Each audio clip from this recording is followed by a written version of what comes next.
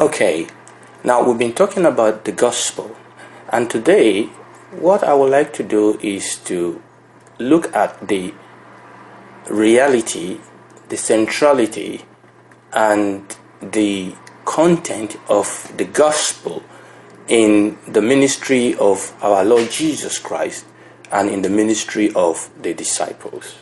So we want to look at the centrality, we want to look at the reality, we want to look, if possible, at the content of the gospel in the ministry of our Lord Jesus Christ and in the early church. You know, when you read the gospel and you read about the ministry of our Lord Jesus Christ, oftentimes it is easy for us to feel that the Lord Jesus Christ, and he did this, that he just went around zapping people with anointing, healing them, raising them from the dead, doing miracle, and all this he did. But what I want you to see is the way he went doing it. What was the process?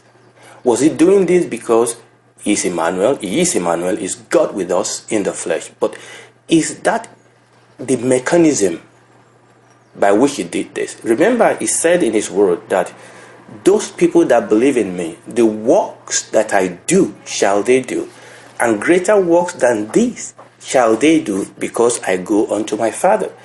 So that means whatever mechanism the Lord Jesus Christ was using to perform these works of power, you know, the Bible says our God anointed Jesus Christ with the Holy Ghost and with power, who went about doing good and healing all that were oppressed of the devil.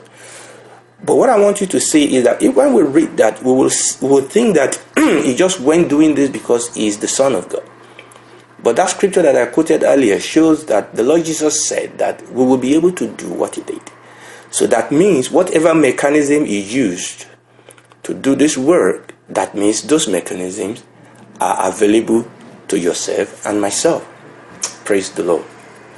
Now I'm going to start by reading from Malachi chapter 3, from verses 1 to 3. I mean, obviously, this is a prophetic word given through the mouth of prophet Malachi, but he was talking about the Lord Jesus Christ. From verse 1, it says, "Behold, I will send my messenger, and he shall prepare the way before me. And the Lord," notice that, "and the Lord, whom you seek, shall suddenly come to his temple." Now, notice this word, "even the messenger of the covenant, whom you delight in, behold, he shall come, saith the Lord of hosts." I think I will stop there. Here, Malachi called the Lord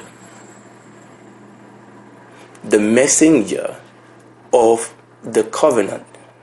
And I believe God, because I think this is very, very important, that what I want us to see is that the same tool that the Lord Jesus Christ used in his ministry is available to you and to me. In fact, he said we will do greater works, because actually he has given us greater tools. I mean, obviously, we are not above him. I mean, no disciple is above his master. No servant is above his master. No, we are not above him in person. He is the Lord of hosts, is the King of kings, is the Lord of lords. We are never above him in his person.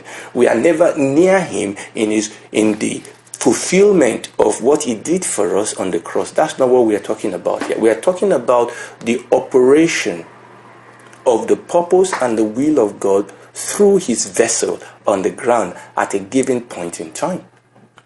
So the Bible tells us here in Malachi chapter 3, verse 1, that the Lord Jesus came as a messenger. Remember, as an herald, a messenger. Remember what we're talking about? We preach the gospel. So one of the things I want you to see, that what the Lord Jesus was doing, and as we go ahead in this, we are going to, by the grace of God, see how that worked out in his ministry. That he actually came as a messenger of the old covenant. There was a good news. There was a news in the Old Testament. God came came, God called the Israelites out. God chose them out of many nations. God called their father Abraham, Isaac, and Jacob. God entered into a covenant with them. God said, you will be my people, I will be your God. They were the apples of God's eyes. God said that your enemies are my enemies, your friends are my friends. I will bless those that bless you. I will curse those that curses you. Obviously, they also have their part to play in that covenant. But that covenant bring blessing. There was a blessing of that covenant. God will provide for them. God will protect them.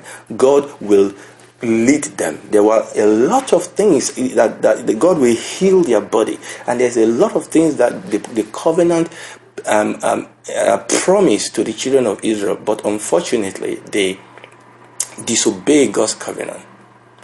They went away from God. They turned to the God of the people, the Canaanite and the Jebusite and all these other people around them, and they lost it. By the end of Malachi, for 400 years, there was no message. There was no voice from God. What we usually refer to as the silent years.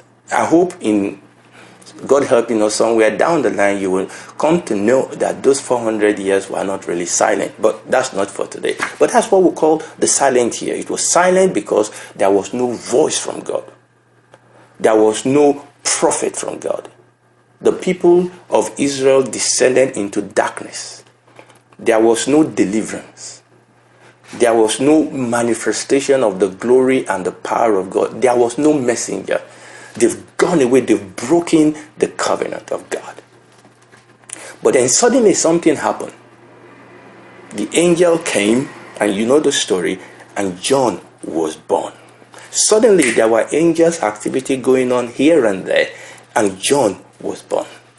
And the Bible tells us, let me read Matthew chapter 3 verses 1 and 2. The Bible says, in those days came John the Baptist preaching in the wilderness of Judea. So John himself was a messenger. He was heralding. And what was John preaching? John was saying, repent ye. In other words, you've gone away, you've turned aside from the covenant of God. You've turned into fables. You've turned into another gospel. You've turned to another God. And John was saying, repent. Repent is stop in the direction that you are going, change your mind, and turn around and do what is right. Repent. For the kingdom of heaven is at hand. So, the message of John the Baptist has two qualities, two sides to it. Repentance. Repent is to stop the wrong direction you are going, turn around to the right way. And then he was preaching the message of God's kingdom. And I want you to know that I'm not going to stay with this now because I want to put all this together. But notice, you will see, you remember when in the last clip and one of the other clip, we said that when you look at the concept of the kingdom, and I said if you read your Bible and look at various ways in which the kingdom was described to us, one of the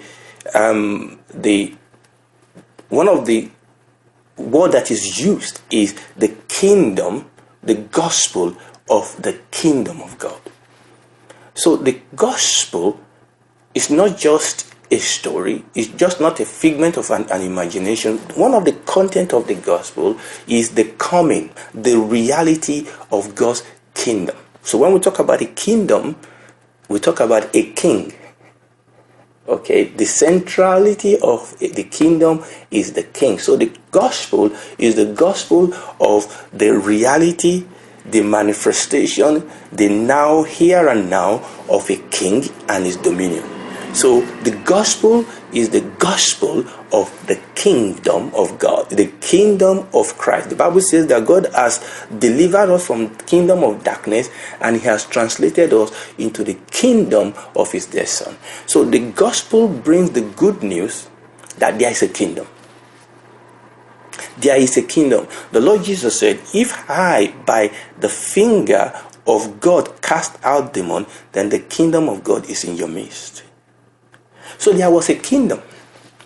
And in the Old Testament, God brought them, he said, you are my people, I will be your God. That was a kingdom, but they walked away from that kingdom.